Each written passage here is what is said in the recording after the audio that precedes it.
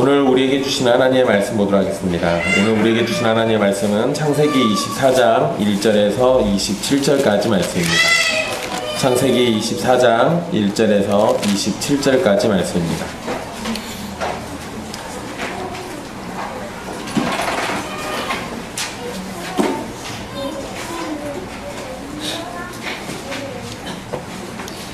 귀하신 하나님의 말씀 받들어서 읽도록 하겠습니다.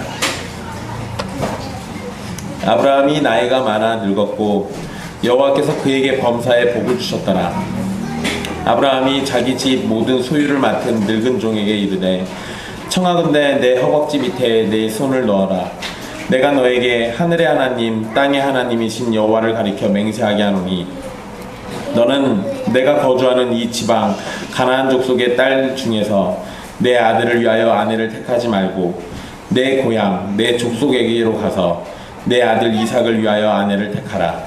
종이 이르되 여자가 나를 따라 이 땅으로 오려고 하지 아니하거든 내가 주인의 아들을 주인이 나오신 땅으로 인도하여 돌아가리이까. 아브라함이 그에게 이르되 내 아들을 그리로 데리고 돌아가지 아니하도록 하라. 하늘의 하나님 여호와께서 나를 내 아버지의 집과 내 고향 땅에서 떠나게 하시고 내게 말씀하시며 내게 맹세하여 이르시기를 이 땅을 내 씨에게 주리라 하셨으니 그가 그 사자를 너보다 앞서 보내실지라. 내가 거기서 내 아들을 위하여 아내를 택할지니라. 만일 여자가 너를 따라오려고 하지 아니하면 나의 이 맹세가 너와 상관이 없나니 오직 내 아들을 데리고 그리로 가지 말지니라. 그 종이 이에 그의 주인 아브라함의 허벅지 아래에 손을 넣고 이 일에 대하여 그에게 맹세하였더라. 이에 종이 그 주인의 낙타 중 10피를 끌고 떠났는데 곧 그의 주인의 모든 좋은 것을 가지고 떠나 메소포다미아로 가서 나홀의 성에 이르러 그 낙타를 성 밖 우물 곁에 꿀렸으니 저녁때라. 여인들이 물을 기르러 나올 때였더라. 그가 이르되 우리 주인 아브라함의 하나님 여호와여 원하건대 오늘 나에게 순조롭게 만나게 하사 내 주인 아브라함에게 은혜를 베푸시옵소서. 성중 사람의 딸들이 물 기르러 나오겠사오니 내가 우물 곁에 서 있다가 한 소녀에게 이르기를 청하건대 너는 물동이를 기울여 나로 마시게 하라 하리니 그의 대답이 마시라 내가 당신의 낙타에게도 마시게 하리라 하면 그는 주께서 주의 종 이삭을 위하여 정하신 자라. 이로 말미암아 주께서 내 주인에게 은혜 베푸심을 내가 알겠나이다. 말을 마치기도 전에 리브가가 물동이를 어깨에 메고 나오니 그는 아브라함의 동생 나홀의 아내 밀가의 아들 부두엘의 소생이라. 그 소녀는 보기에 심히 아리답고 지금까지 남자가 가까이 하지 아니한 처녀더라. 그가 우물로 내려가서 물을 그 물동이에 채워가지고 올라오는지라. 종이 마주 달려가서 이르되 청하건대 내 물동이의 물을 내게 조금 마시게 하라. 그가 이르되 내 주여 마시소서 하며 급히 그 물동이를 손에 내려 마시게 하고 마시게 하기를 다하고 이르되 당신의 낙타를 위하여서도 물을 길어 그것들도 배불리 마시게 하리이다 하고 급히 물동이의 물을 구유에 붓고 다시 기르려고 우물로 달려가서 모든 낙타를 위하여 깃는지라. 그 사람이 그를 묵묵히 주목하여 여호와께서 과연 평탄한 길을 주신 여부를 알고자 하더니 낙타가 마시기를 다하매 그가 반세겔 무게의 금 코걸이 1개와 10세겔 무게의 금 손목걸이 1쌍을 그에게 주며 이르되 네가 누구의 딸이냐 청하건대 내게 말하라. 내 아버지의 집에 우리가 유숙할 곳이 있느냐. 그 여자가 그에게 이르되 나는 밀가가 나홀에게서 낳은 아들 부두엘의 딸이니이다. 또 이르되 우리에게 집과 사료가 족하며 유숙할 곳도 있나이다. 이에 그 사람이 머리를 숙여 여호와께 경배하고 이르되 나의 주인 아브라함의 하나님 여호와를 찬송하나이다. 나의 주인에게 주의 사랑과 성실을 그치지 아니하셨사오며 여호와께서 길에서 나를 인도하사 내 주인의 동생 집에 이르게 하셨나이다 하니라. 아멘. 이 말씀은 살아계신 하나님의 말씀입니다. 우리는 지난 시간에 아브라함의 아내 사라의 죽음과 매장에 관한 내용을 살폈습니다.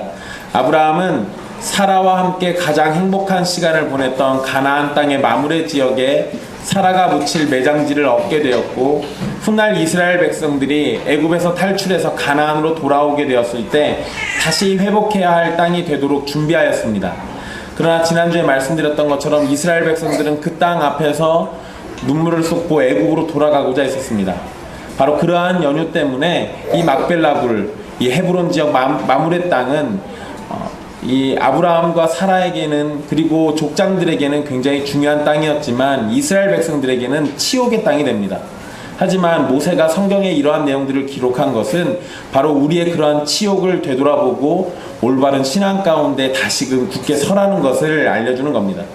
오늘은 사라가 죽은 이후 아브라함이 아들 이삭의 아내를 구하기 위해서 했던 일과 그 과정에서 벌어진 사건을 살펴보고자 합니다. 사라가 죽은 지 3년이라는 시간이 흘렀습니다. 성경에는 3년이라는 시간이 기록되어 있지는 않지만 창세기 25장 20절에 이삭이 40세에 결혼을 했다라는 기록에서 우리는 유추해서 알 수 있습니다. 사라가 죽었을 때 이삭이 37살이었고 그리고 40세에 결혼을 했기 때문에 3년이라는 시간이 흘렀다라고 볼 수 있습니다. 이 시간이 지나는 동안 아브라함은 아내 사라가 죽은 것처럼 자신도 따라서 죽게 될 것을 알기에 자신의 죽음 이후를 준비하고 있습니다. 그 일 가운데 가장 중요하게 여기는 것이 바로 이삭의 결혼에 관한 겁니다. 창세기 24장은 창세기에서 가장 긴 장입니다.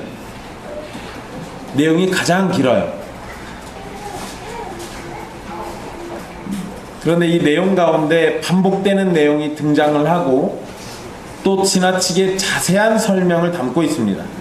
단순하게 생각하면 이삭이라는 한 인물의 결혼에 관한 이야기일 뿐인데 이스라엘 백성들에게 있어서 24장은 하나님께서 아브라함에게 하신 약속이 어떻게 성취되어 가는지에 대해서 보여주는 내용입니다. 그러니까 그냥 한 사람, 한 인물의 결혼 이야기가 아니라 바로 이 이야기는 곧 하나님께서 여전히 언약을 신실하게 이행하신다라는 것을 우리에게 보여주는 겁니다. 또한 하나님께서 아브라함의 후손이 이삭을 통해서 이어지게 되고 또 그를 통해서 가나안 땅에서 번성하게 될 것을 약속하셨기에 그것을 믿고 신뢰하며 성취되기를 바라는 자세로 이삭의 결혼을 준비하는 것은 매우 중요한 일입니다. 게다가 자신이 죽기 전에 이 문제를 잘 해결하는 것이 자신에게 맡겨진 사명이라고 생각한 것으로 보입니다. 그러니 반복되고 지루하게 보일 수 있는 내용들이지만 언약의 성취와 하나님의 다스림과 보호하심이라는 주제가 담겨 있음을 생각한다면 24장의 내용은 여전히 이스라엘 백성과 또 우리 모든 신자들에게 매우 중요한 하나님의 말씀임을 알 수 있습니다. 1절 말씀부터 보면 1절에 굉장히 좀 특이한 표현으로 먼저 시작을 합니다. 아브라함이 나이가 많아 늙었고 누군가가 나이가 많아 늙었다라는 표현은 육신의 나이가 많다라는 표현이라기보다는 구약 성경에서는 죽음을 앞두고 한 행동이나 말을 시작할 때 사용하는 특별한 용법입니다. 그러니까 이런 표현이 나오면, 특히 구약 성경에서 이런 표현이 나오면 이 사람 죽을 때가 됐구나, 이 사람이 죽기 전에 뭔가 중요한 말을 하거나 또는 중요한 행동을 하려고 그러는구나 라고 이해하시면 됩니다. 여호수아도 마지막 유언을 할 때 이런 표현이 등장을 하고요. 또 다윗이 죽음을 앞두고서도 이런 표현이 등장을 합니다. 흥미로운 것은 아브라함이 이때 나이로 치면 140세입니다. 그러니까 이삭과 100살 차이 나니까, 그러니까 140세인데 아브라함이 죽기는 175세에 죽습니다. 그러니까 나이가 많아서 곧 죽을 것처럼 얘기해 놓고 35년을 더 살아요. 이건 뭐 망고불변의 진리예요. 어른들이 곧 죽을 것처럼 얘기하시는데 잘 안, 네. 그런데 여러분, 여기에서 재미있는 건, 웃자고 한 얘기입니다. 너무 그렇게 과하게 받아주지 마세요. 네. 1절에서 곧 죽을 것처럼 표현했지만 이후로 35년을 더 살게 되는데요. 그러나 성경에서 24장을 끝으로 아브라함이 한 이야기가 기록이 안 돼 있어요. 그러니까 더 이상 아브라함은 이제 이 성경 내용에서 등장하지 않습니다. 물론 여러분 25장에 넘어가면 25장에 아브라함이 그의 자손들을 위해서 이삭 말고 또 다른 자식들이 또 있습니다. 그래서 그 자식들을 위해서 한 행동은 기록되어 있습니다. 그런데 행동만 기록되어 있지 아브라함의 말은 더 이상 기록되지 않아요. 그러니까 24장을 끝으로 이제 아브라함은 역사 속에서 사라지는 겁니다. 그러니까 이런 상황을 생각해 본다면 35년을 더 살았다 하더라도 이 성경에서는 이제 마치 죽은 것 같은 인물이 되는 거죠.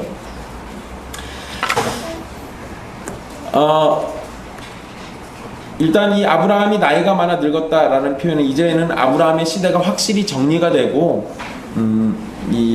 이제 다음 세대인 이삭으로 넘어간다라는 걸 알 수 있습니다. 근데 여러분, 제가 다음에도 말씀드리겠지만 이삭이라는 인물은 구약 성경에 있는 족장들 중에서 아브라함과 이삭과 야곱 그리고 요셉까지 포함해서 이 4명 중에서 가장 소극적인 인물이에요. 이삭이 뭘 했다라는 거는 여러분들 아마 별로 들은 적이 없을 겁니다. 오히려 이삭보다 리브가가 한 행동이 훨씬 더 부각돼요. 그러니까 이것도 역시 여러분 우리가 주의 깊게 볼 필요가 있습니다. 그래서 나중에 다시 또 말씀드리겠지만 리브가는 여자 아브라함이라는 별명이 있어요. 신학자들이 붙여놓은 겁니다. 왜 이렇게 붙여놨냐면 리브가가 한 행동은 아브라함이 한 행동의 반복이에요. 사실 족장에게 언약이 이어지니까 이삭이 뭔가를 해야 하는 것 같은데 이삭은 인생 가운데서 굉장히 소극적인 인물입니다. 그 중에 하나 적극적으로 한 게 있다면 땅 파서 우물 파는 거, 그리고 요거 말고 그 다음에 좀 더 적극적으로 한 거라면 나중에 에서에게 음식 갖고 오라고 얘기하죠. 내가 축복할 테니까 음식 좀 갖다 달라고.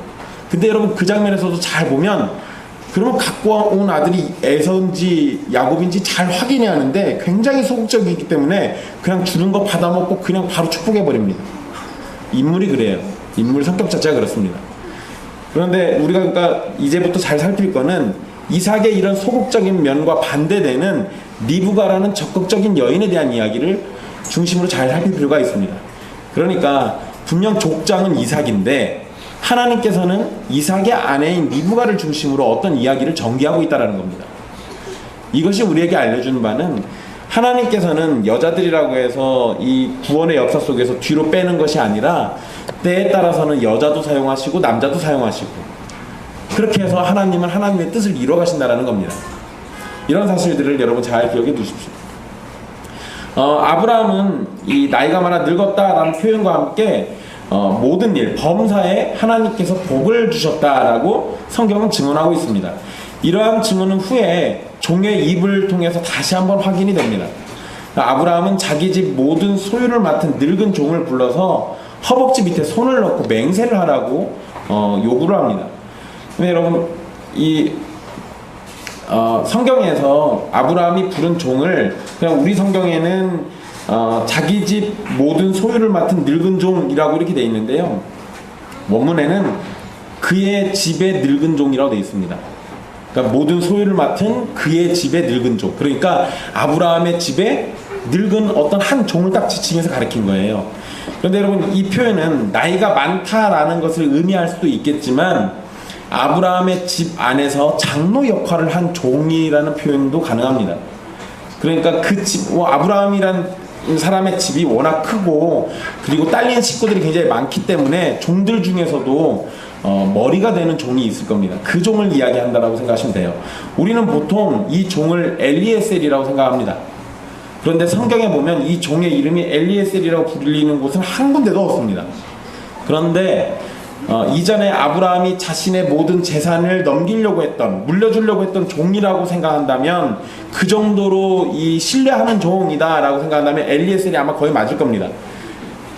자신의 모든 걸 줄 정도니까 자신의 마지막 유언과도 같은 일을 부탁하기에는 엘리에셀이 가장 적합하겠죠.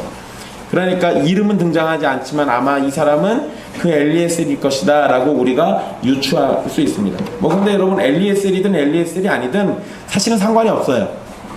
중요한 건 이 종은 주인인 아브라함을 따라서 언약의 백성이라는 겁니다. 그 이야기는 이제 이 이후에도 똑같이 반복돼서 나오게 될 겁니다. 여러분 허벅지에다 손을 넣고 맹세를 시켰다라는 말이 나오는데요. 고대 근동에는 보통 손을 들어서 맹세를 하거나 또는 종교적인 어떤 신물, 그러니까 우리 성경에 나와 있는 것들 중에는 드라빔 같은 거, 그런 우상이나 아니면 어떤 제단을 붙잡고 맹세를 시키는 경우는 있어요.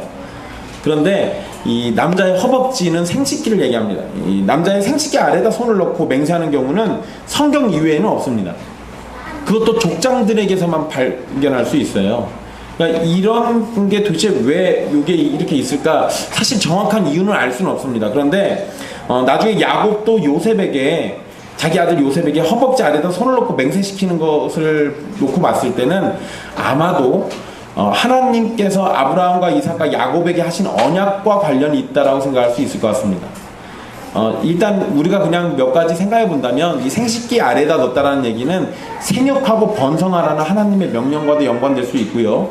또 아브라함에게 하늘의 별과 같이 땅에 바다의 모래알 또는 땅에 있는 티끌같이 너의 자손들이 많게 하겠다라는 그 언약과 연관되어 생각한다면 충분히 생식기 아래에다 손을 넣고 맹세할 수도 있겠구나라고 볼 수는 있습니다. 그런데 정확한 이유는 우리는 알 수는 없습니다. 그럼 어쨌든 생식기 아래에다 손을 넣었다라는 얘기는 뭔가 중요한 맹세를 시키려고 했다라는 것은 우리가 알 수 있겠죠. 아브라함은 종에게 자기 아들 이삭을 위해서 아내를 택하라고 명령을 합니다. 그런데 조건이 있어요. 가나안 족속의 딸들 중에서 하지 말고 자신의 고향, 자신의 족속에게로까지 가서 이삭을 위해 아내를 택하라는 겁니다. 그리고 바로 이러한 내용을 하늘의 하나님 그리고 땅의 하나님이신 여호와의 이름으로 맹세를 하라고 합니다. 하늘과 땅의 하나님, 하늘과 땅의 주관자이시고 여호와이신 분, 언약의 수행자이신 여호와 하나님의 이름으로 맹세하라는 것은 종이 수행해야 할 일은 하늘과 땅의 일이고 언약과 관련된 일이라는 것을 알려주는 거겠죠. 또 이 하늘의 별과 땅의 티끌과 같이 자손이 많아지게 하겠다라는 약속을 또 떠오르기도 합니다. 아브라함이 가나안 족속의 딸들 중에서 택하지 말고 자신의 고향, 자신의 족속 중에서 이삭의 아내를 택하라는 것을 생각보다 많은 사람들이 여호와 신앙을 가진 사람 중에서 택하라는 식으로 이해하기도 합니다.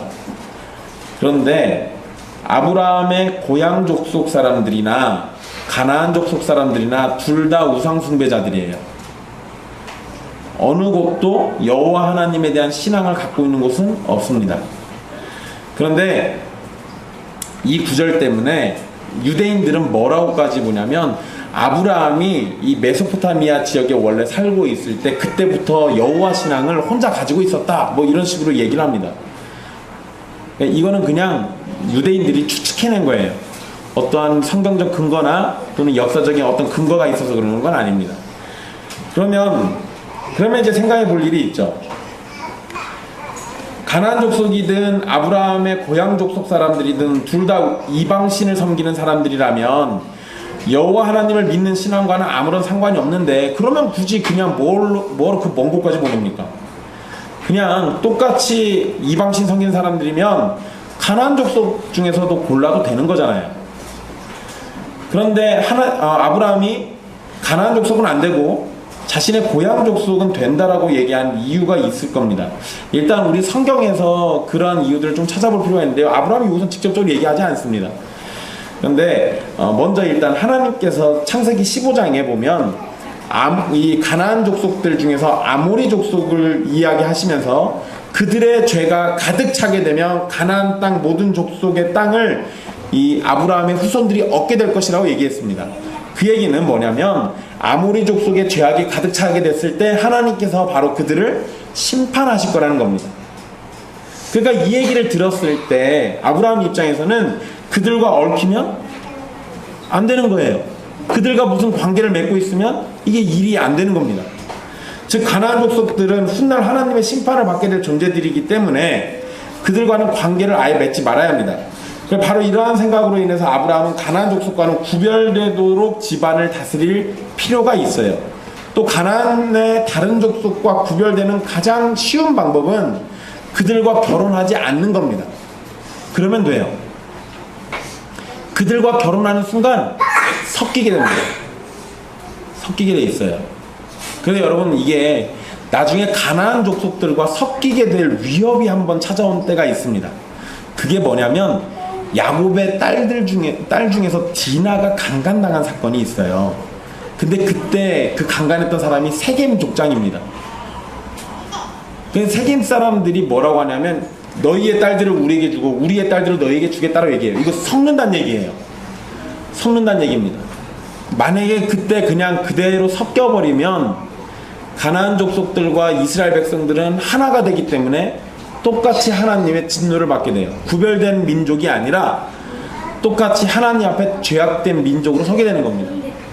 그러니까 사실은 섞이면 안 되는 일이에요.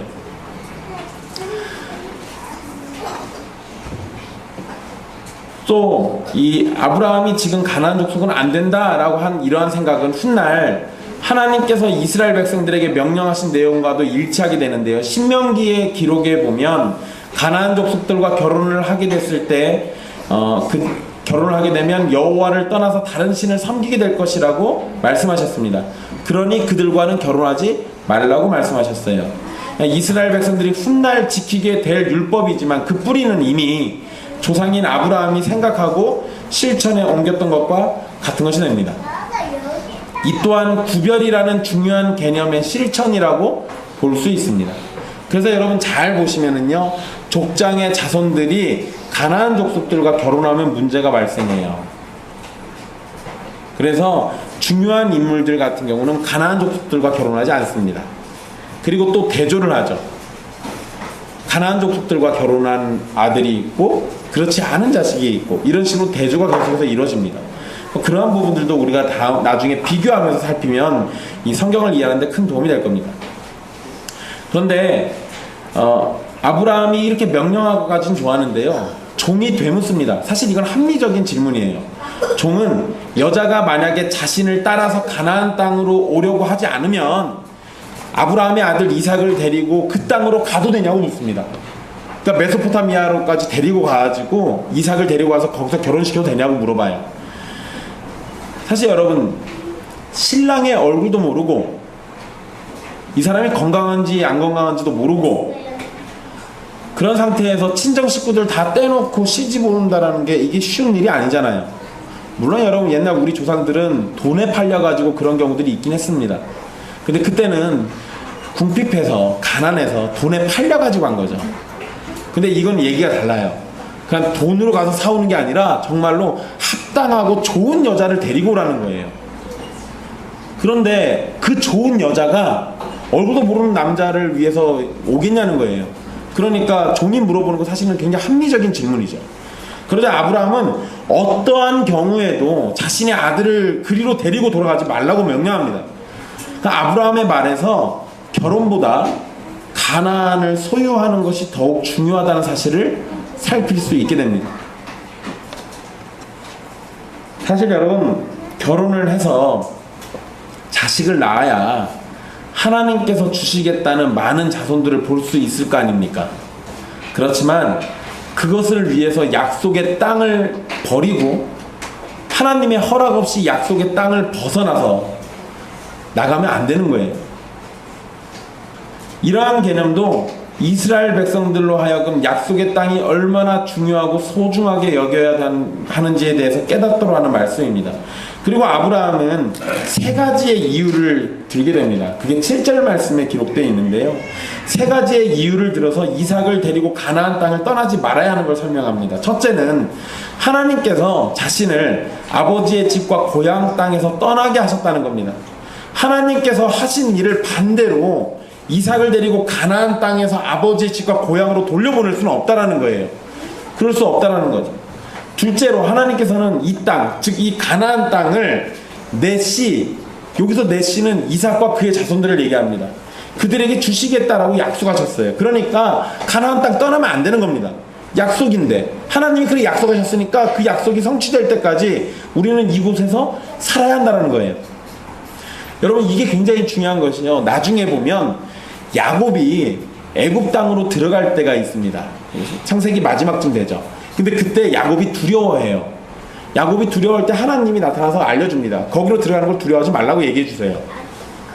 그러니까 이 족장들에게 있어서 이 가나안 땅은 하나님의 언약으로 우리가 얻게 될 땅인데 하나님이 허락하시지 않는 한 여기를 떠나면 안 된다라는 개념이 자리 잡고 있는 거예요. 그런 면에서 절대로 돌려보내면 안 되는 겁니다. 그리고 세 번째 이유는 뭐냐면 하나님께서 사자를 이 종보다 먼저 보내서 이삭의 아내가 될 여자를 찾도록 도와주실 거라는 겁니다. 이런 확신이 있기 때문에 아들 이삭을 데리고 가면 안 된다는 거예요.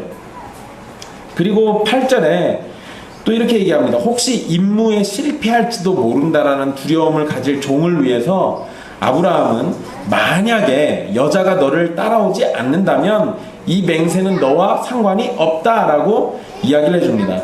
즉 이삭의 신부감을 얻지 못한다 하더라도 결단코 이삭을 데리고 가나안 땅을 떠나지 말라는 거죠. 그리고 종은 아브라함의 허벅지 아래에 손을 넣고 맹세를 합니다. 그런데 여러분, 종이 맹세한 내용은 사실 굉장히 어려운 거죠. 앞에서 말씀드린 것처럼 얼굴도 모르는 남편을 위해서 여자를 데리고 오는 것도 어려운 일이지만 거리로 치면 640km쯤 됩니다.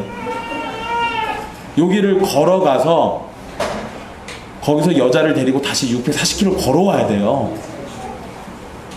이렇게 먼 거리를 혼자 가는 것도 힘들어 죽겠는데 거기서 여자를 데리고 640km 떨어진 데 당신 남편감이 있으니까 가봅시다 하고 데리고 와요?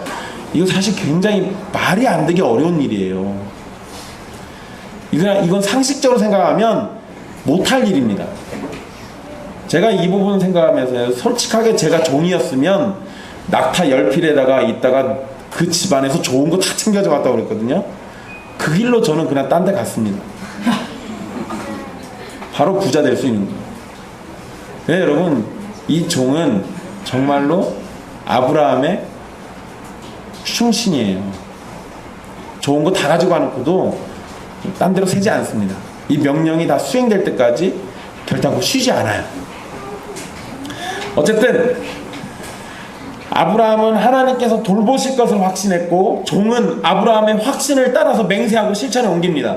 그리고 종은 이 11절 말씀에 보면 10절 말씀에 보면 종이 주인의 낙타 중에서 10필을 끌고 갔다라고 얘기하고요. 그의 주인의 모든 좋은 걸 가지고 떠났다라고 얘기합니다. 그리고 나홀의 성에 도착을 했다라고 되어 있는데요. 여러분, 이 나홀의 성이라는 말이 나오니까 우리는 이 아브라함의 이 집안 사람인 나홀을 생각하는데요. 이게 문헌에도 나홀의 성이라는 말이 나오는 걸 보면 그냥 이건 성 이름이 어쩌다 보니까 나홀이에요. 그러니까 나홀이 살아가지고 나홀의 성이 아니고 나홀이 원래 성 이름이 나홀이었던 겁니다. 그 우연찮게도 나홀의 성에 갔던 건데 거기에서 나홀의 자손들을 만난 거예요.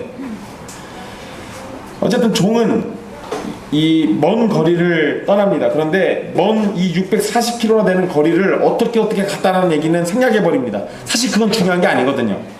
그리고 11절에 이제 그 성에 도착하고 난 다음에 이야기가 기록되어 있는데요. 도착한 시간은 저녁 때라고 알려줍니다. 그리고 자상하게도 그때는 여인들이 물을 기르러 나오는 때라고 얘기해 줍니다.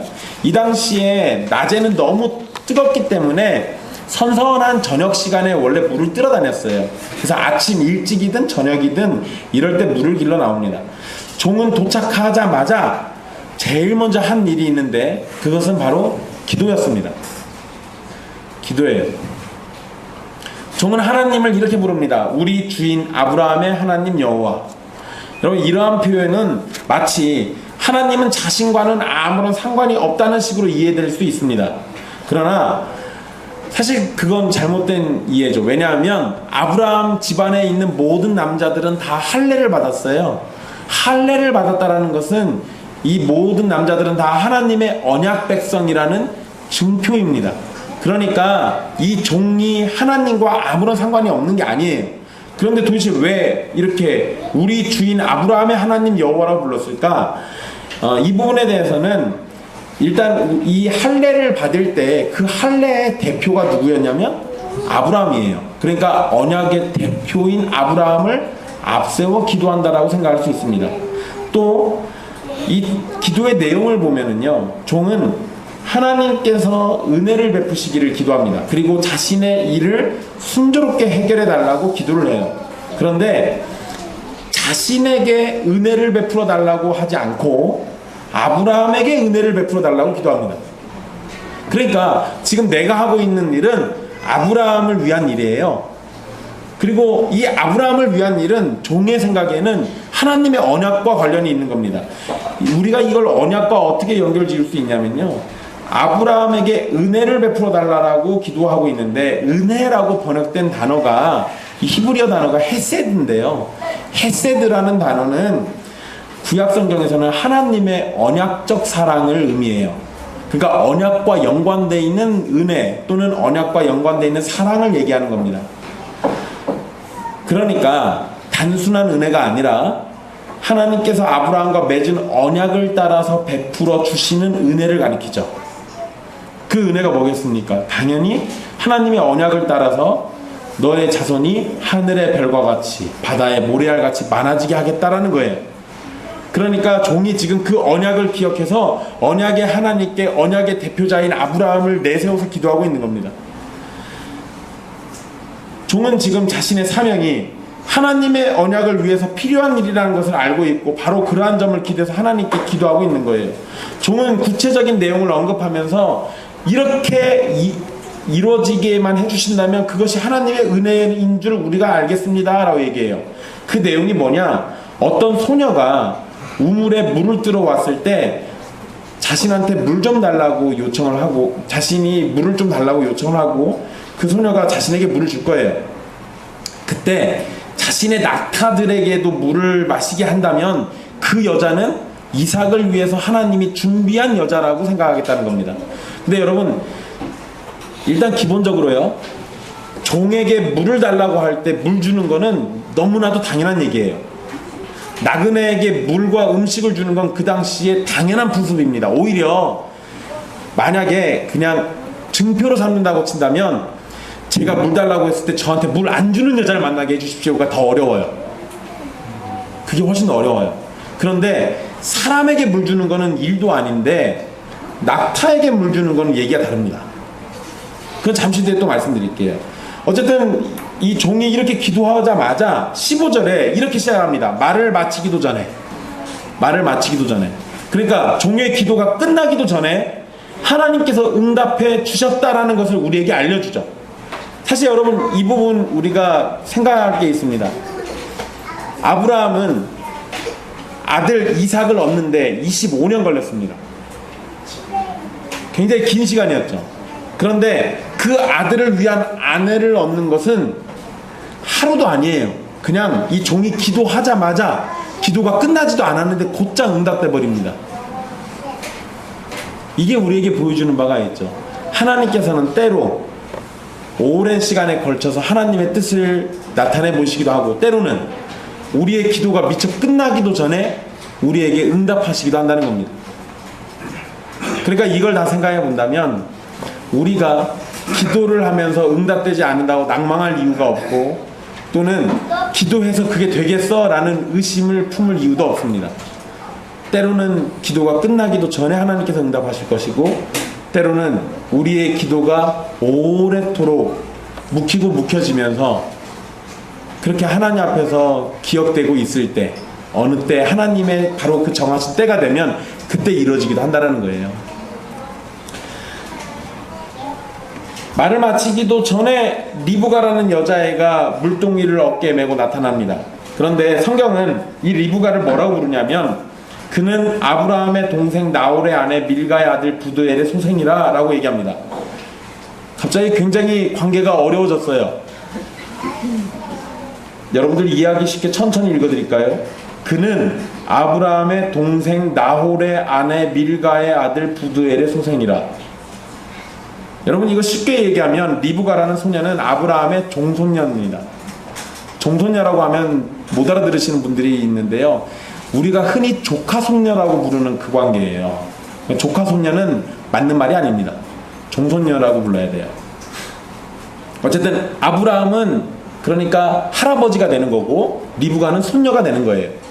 관계가 이런 겁니다.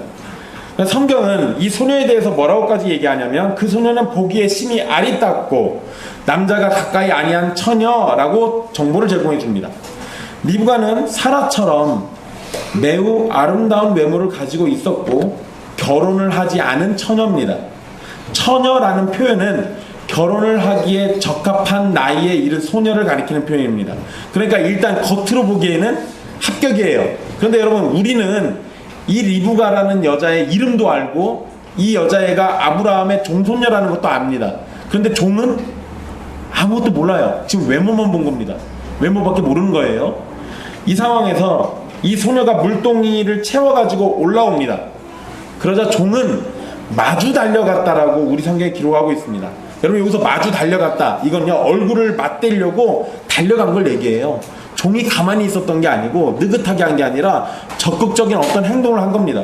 근데 여러분, 재미있게도요 24장에서만 달려간다는 표현이 4번 나와요. 달려간다는 표현이 4번 나옵니다. 한 번은 종이 리브가를 위해서 만나기 위해서 달려가고요, 그 다음에 리브가가 낙타에게 물을 주려고 또 달려갑니다.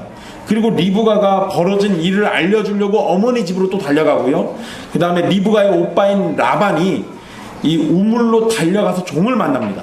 그러니까 총 4번의 달려가는 이야기가 나와요. 달려간다는 얘기가 왜 이렇게 반복해서 나오냐면 24장에서 이 이삭의 결혼과 관련된 일이 굉장히 신속하게, 그리고 급박하게, 그리고 적극적으로 벌어졌다라는 걸 우리에게 알려주는 겁니다. 종은 소녀에게 달려가서 물을 좀 마시게 해달라고 이야기를 합니다. 그러자 소녀는 곧장 종에게 물을 줍니다. 그리고 나서 19절에 마시게 하기를 다 하고 나서 이렇게 말하죠. 당신의 낙타를 위하여서도 물을 길어 그것들로 배불리 마시게 하리이다 라고 얘기합니다. 여러분, 여기에서 우리가 주의 깊게 볼 것은 낙타에게 배불리 마시게 하겠다는 거예요. 앞에서 종이 하나님께서 보여주실 증표라고 얘기했던 바로 그 일이 지금 눈앞에서 벌어지고 있는데요. 여러분, 앞에서 말씀드린 것처럼 여행객에게, 그 당시에 여행객에게 물과 식사와 잠자리를 제공해 주는 건 매우 당연한 겁니다. 그러니까 종에게 물 준 건 아무것도 아니에요. 그런데 낙타에게 물을 주는 건 얘기가 많이 달라집니다. 왜냐하면 여러분들도 잘 알다시피 낙타는 원래 물을 다니는 길 중에 잘 안 먹어요. 안 먹어도 돼요. 왜냐하면 몸에다가 물을 저장하고 다니니까. 그런데 이 낙타가 그 몸에다가 물을 저장하기 위해서 한 번에 마시는 양이 100리터 정도 됩니다. 그러니까 80리터에서 100리터 정도를 한 번에 먹게 되는데요. 그런데 이 당시 여자들이 우물가에서 물 뜰 때 쓰는 그 물통이 10리터 정도 됩니다. 그러니까 한 마리 먹이려면 최소한 8번에서 10번인데 하필이면 이 종은 낙타를 10마리나 데리고 왔어요.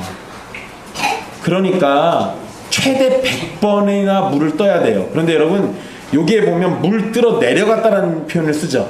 이 얘기는 우리가 보통 알고 있는 것처럼 우물이 있고 두레박 내려가지고 물 뜨는 게 아니고 물통을 짊어지고 계단을 내려가서 물을 떠가지고 짊어지고 올라와야 돼요. 이거를 80번에서 100번 해야 하는 겁니다. 그런데 이거를 종이 내 낙타를 위해서 물 좀 떠주세요 라고 요청한 것도 아니고 리브가가 먼저 이야기했어요. 그 얘기는 리브가가 이 종과 그 종의 짐승들인 낙타를 위해서 본인이 헌신하고 있는 거죠. 그래서 사실 이건 그냥 흔히 할 수 있는 일이 아니에요. 그런데 종의 기도는 그러니까 엄밀히 생각해보면 일반적인 여자애들이라면 아이고 그 힘든 일을 내가 어떻게 이렇게 생각할 수 있어요. 안 하고 말죠. 차라리 그냥 이 사람한테나 물 한번 주고 물통 줄 테니까 당신이 알아서 떠서 먹이세요 라고 하겠죠. 근데 그거를 본인이 직접 했단 말이에요. 이거 대단한 일이죠. 그러니까 이런 여자 만나는 건 흔한 일이 아니에요. 이건 마치 뭘 보여주냐면요, 나그네를 대접하기 위해서 최선을 다했던 아브라함의 모습을 보여주는 것과 똑같죠. 아브라함은 나그네 3명이 지나갔을 때 그들을 대접하겠다고 매우 바쁘게 움직입니다. 그것과 똑같이 리브가도 이 지나가는 나그네를 대접하기 위해서 매우 분주하게 움직여요. 낙타에게 물을 주려고 달려갔다라고 성경에 기록하고 있습니다. 게다가 배불리 먹여요. 그러니까 이 낙타들이 충분히 물을 먹을 만큼 굉장히 많은 수고를 했던 거죠. 바로 이러한 점에서 리브가는 아브라함을 많이 닮아 있습니다. 그리고 21절에 보면 이렇게 말하죠. 그 사람이 그를 묵묵히 주목하여 라고 얘기하죠. 종은 조용히 바라보고 있습니다. 그런데 낙타에게 물 주는 것이 결코 쉬운 일이 아니니까 상당히 오랜 시간을 묵묵히 바라봤을 겁니다. 그러면서 속으로 생각을 했습니다. 하나님께서 자신에게 이렇게 형통한 길을 주시는 이유가 뭘까? 이걸 고민하게 돼요. 그리고 나서 리브가가 물을 주기를 다 끝나고 나니까 이 종이 리브가에게 반세겔의 금 코걸이 1개와 13겔 무게의 금 손목걸이 1쌍을 그에게 줍니다. 이거 굉장히 많은 양이에요. 이게 20돈이 넘어요. 20돈이 넘는 거니까 물값 치고는 굉장히 많이 준 거죠. 그런데 이렇게 이 선물도 주고 난 다음에 종이 물어봅니다. 내가 누구의 딸이냐라고 이렇게 질문을 하죠. 그러자 이 소녀는 대답합니다. 근데 뭐라고 하냐면 자신이 밀가가 나홀에게서 낳은 부두엘의 딸이라고 밝혀요. 그리고 또 종은 너희 집에서 유숙할 곳이 있냐라고 물어봤을 때 이 소녀는 우리에게는 집과 사료가 족하고 유숙할 곳도 있습니다 라고 얘기해요. 그런데 우리 집에 유숙할 곳 있으니까 갑시다 라고 얘기는 안 해요. 왜냐하면 자기가 집안의 최고 어른이 아니기 때문에 그거는 자기 맘대로 말 못합니다. 근데 이따가 나중에 보면 이걸 위해서 집에 달려가요. 그러니까 나그네 대접하기를 소홀히 하는 사람이 아니라는 겁니다. 어쨌든 리브가의 대답에서 종은 이 소녀가 아브라함의 매우 가까운 친족이라는 사실을 알게 됩니다. 사실 여러분, 아브라함이 종에게 명령한 걸 잘 보면은요, 자신의 족속 중에서 아내를 구해오라고 명령했지 자신의 친족 중에서 구해오라고 한 게 아니었어요. 그런데 단순한 족속 정도가 아니라 굉장히 가까운 친척들 중에서 하나를 찾아온 겁니다. 그러니까 일이 너무 순조롭게 진행돼도 너무 순조로워요. 이거 마치 누가 짜고 친 것처럼 너무 순조롭게 된 겁니다. 이런 상황이 되자 이 종은 곧장 어떻게 하냐면 하나님께 기도를 해요. 여러분, 이게 참 대단한 거죠. 처음에 도착하자마자 기도로 시작했고, 그리고 하나님께서 은혜 베푸신 걸 확인하자마자 다시 기도합니다. 종은 머리를 숙여 하나님께 경배하면서 기도합니다. 여호와 하나님께서 아브라함에게 사랑과 성실을 베푸셨고 또한 자신을 길에서 인도하셨음을 감사하고 있어요. 아브라함은 하나님께서 언약하신 내용을 위해서 이삭의 아내감을 구하려고 종을 보냈습니다. 그리고 그 종은 하나님께 기도를 했고, 그 기도가 끝나기도 전에 하나님은 응답해 주셨고, 그리고 그 응답으로 리브가가 나타나게 되고 이삭의 아내가 될 이삭의 아내가 될 증표까지도 넘치도록 확인하게 됩니다. 여러분, 아브라함에게 있어서 이삭의 아내를 구하는 것은 죽기 전에 반드시 이루거나 또는 이루도록 최선을 다해서 노력해야 할 일입니다. 이 당시에 자식을 장가 보내거나 시집 보내는 건 부모의 일이에요. 그런데 사라가 죽었잖아요. 사라는 죽었으니까 이제 이 일은 순전히 아브라함의 일이 된 겁니다. 그러니까 자기가 죽기 전에 이 일을 어떻게든 완수해야 하는 거예요. 그래서 지금 이렇게 했던 겁니다. 그리고 이건 아브라함이 분명히 해야 할 일인데, 아브라함은 이삭의 결혼은 하나님께서 돌보시고 인도해 주실 일이라는 확신을 가지고 있었습니다. 이것은 하나님의 언약과 직접적인 연관이 있기 때문이죠. 또 아브라함은 이제 의심하지 않고 하나님의 신실하심을 받아들여요. 하나님이 부르셔서 지금까지의 인생 가운데서 하나님은 단 한 번도 아브라함을 실망시킨 적이 없었습니다. 항상 신실하심을 드러냈죠. 그러니 이삭이 장가갈 거라는 거, 이 결혼하게 될 거라는 사실에 있어서는 의심의 여지가 눈꼽만큼도 없는 겁니다. 하나님은 언약을 위해서 지금까지 쉬지 않으셨고 아브라함에게 신실하심을 드러내셨습니다. 그렇기에 아브라함은 그러한 하나님을 신뢰하는 가운데 이삭의 아내를 구하기를 노력했습니다.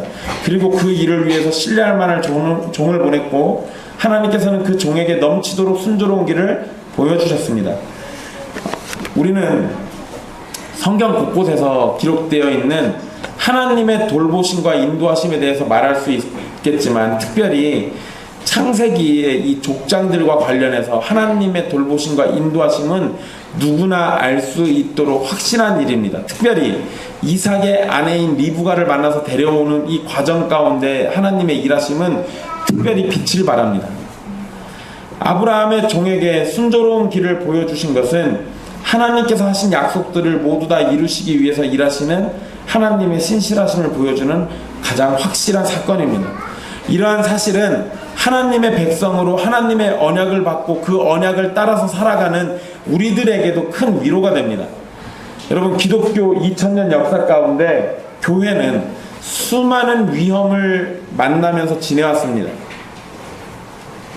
때로는 대적들이 예수를 믿는다는 이유로 감옥에 가두기도 했고요, 죽이기도 했습니다. 광장에다 던져놓고 사자밥으로 사자를 풀어놓기도 했죠. 그리고 하루아침에 기독교인이라는 이유로 7만 명이 죽기도 했었습니다. 대학살이 벌어지기도 했던 거죠. 그러나 여러분, 그 어떠한 위험도 하나님의 언약 백성들을 완전히 없애지 못합니다.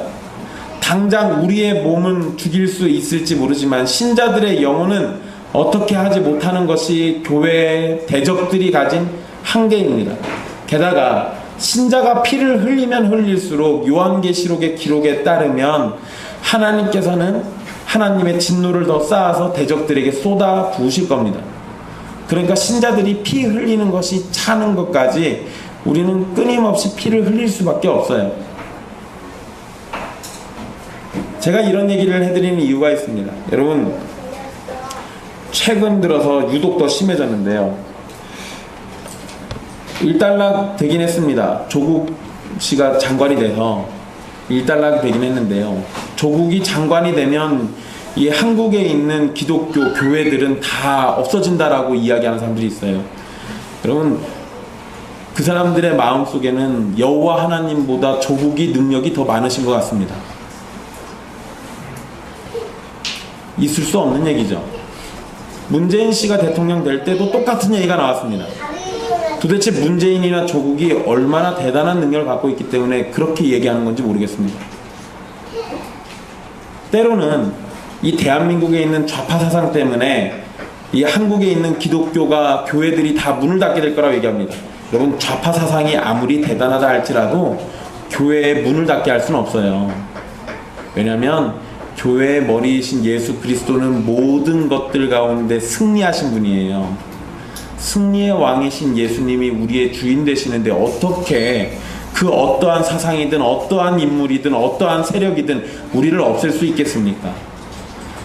최근 들어서 기독교인들 사이에 동성애가 한국에서 자리 잡게 되면 그것 때문에 한국에 있는 교회가 다 무너져 내릴 거라고 얘기합니다.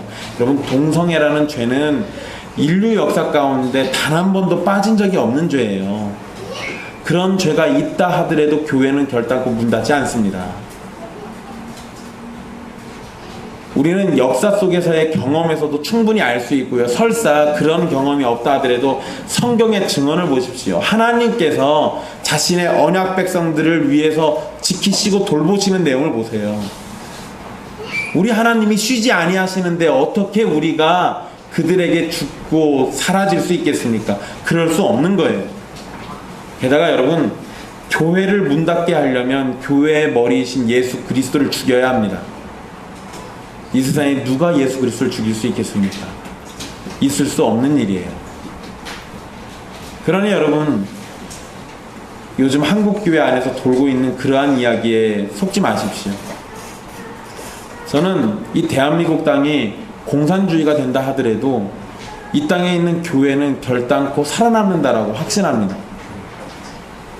언제나 그래 왔어요. 설사 우리가 지하에 몰래 숨어서 예배를 드린다 할지라도요, 교회는 결단코 문 닫지 않습니다.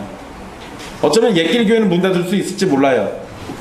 근데 이건 우리 여기 있는 이 예배당이 문 닫은 거지 천상에 있는 하나님의 교회가 문을 닫은 건 아니에요. 하나님께서 돌보시고 인도하시는데 우리에게 순조로움이 있는 거지, 우리에게 그걸로 인해서 걸려 넘어져 완전히 없어지는 일은 발생하지 않는 겁니다. 여러분, 이러한 사실을 잘 기억해 보세요. 우리 교회의 대적들은 언제나 우리를 회방 놓을지 모르지만, 그러나 하나님의 돌보심은 그 어떠한 대적도 훨씬 더 능가한다는 겁니다.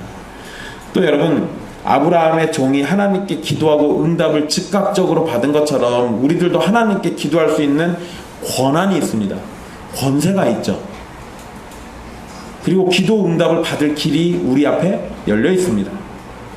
그렇다는 얘기는 우리는 하나님께 기도해야 한다는 거예요. 물론 여러분, 우리의 기도가 항상 즉각적으로 응답을 받지는 못할 겁니다. 아브라함도 25년 걸려가지고 아들 얻었잖아요. 이거 생각하면 우리가 때로는 즉각적으로 받을 수도 있지만 때로는 오랜 시간이 걸릴 수도 있어요. 그러나 아브라함이 이삭을 가나안 땅 밖으로 보내지 않으려고 했던 것처럼 중요한 일이 있어도 하나님 앞에서 지켜야 할 법도가 있는 것이고 언약의 하나님에 대한 분명한 신뢰가 있어야 하는 겁니다. 우리의 기도에 즉각적으로 응답하시지 않는다 할지라도 하나님께서 우리를 사랑하시고 우리를 누구보다도 더 확실히 알고 계시니 우리에게 필요한 것들도 필요한 시간도 정확히 알고 허락하실 겁니다. 그러니까 낭망하지 말고 기도하세요. 우리에게 필요하고 꼭 있어야 하는 것이라면 주께서 정하신 바로 그때 꼭 주실 겁니다. 아브라함과 종 그리고 리브가의 모습을 통해서 우리는 하나님의 언약을 따라 신실하심을 기대하는 신자들과 자신의 자리에서 최선을 다하는 모습을 보게 됩니다. 물론 리브가는 아직 하나님 몰라요.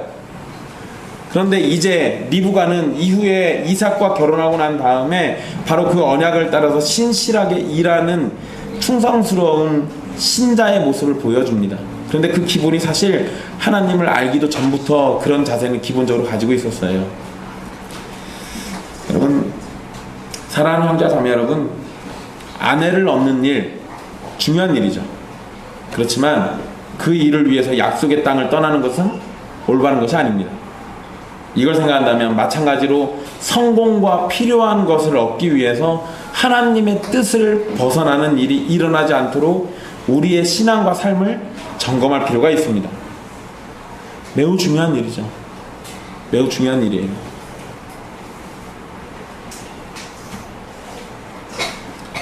또한 하나님의 돌보심과 이끄심을 바라보십시오. 삼위 하나님께서 예수 그리스도를 죽이시기까지 우리를 사랑하셨고 돌보셨고 이끄셨습니다. 이전에도 그렇게 하셨다면, 이전에도 그렇게 우리를 위하셨다면 지금도 우리를 그렇게 위하실 것이고 또 앞으로도 계속해서 그렇게 우리를 위하실 겁니다. 왜냐하면 하나님은 변하는 그림자가 있으신 분이 아니에요. 변치 않으시는 분이십니다. 우리가 천국에 가는 그날까지 우리를 위해서 일하실 거예요. 하나님께서 우리에게 기도를 허락하셨으니 우리를 위해 일하시는 바로 그 하나님께 기도하기를 쉬지 마십시오. 하나님의 도우심을 구하십시오. 아브라함의 범사에 복을 주신 하나님께서 이삭의 아내를 구하는 일에도 넘치도록 복을 주신 것처럼 예수 그리스도 안에 있는 우리 모두에게 마땅한 복을 넘치도록 주실 겁니다. 그러니 하나님께 기도하시면서 하나님 앞에서 신자로서의 충성스러운 삶을 살기를 소망하십시오. 그 일조차도 하나님께서 우리에게 은혜로 베푸실 겁니다. 그리고 우리를 돌보시고 보호하시며 끝까지 지키시는 전쟁에 능하신 왕, 우리 삼위 하나님께서 우리를 지키시고 있다는 사실에 이 세상에서 오는 그 어떠한 위협이나 여러분들을 힘들게 만드는 그 어떠한 공고와 힘든 어려운 일들도, 핍박이나 이런 모든 것들도 잠시 잠깐 스쳐 지나가는 일들이라는 사실을 기억하십시오.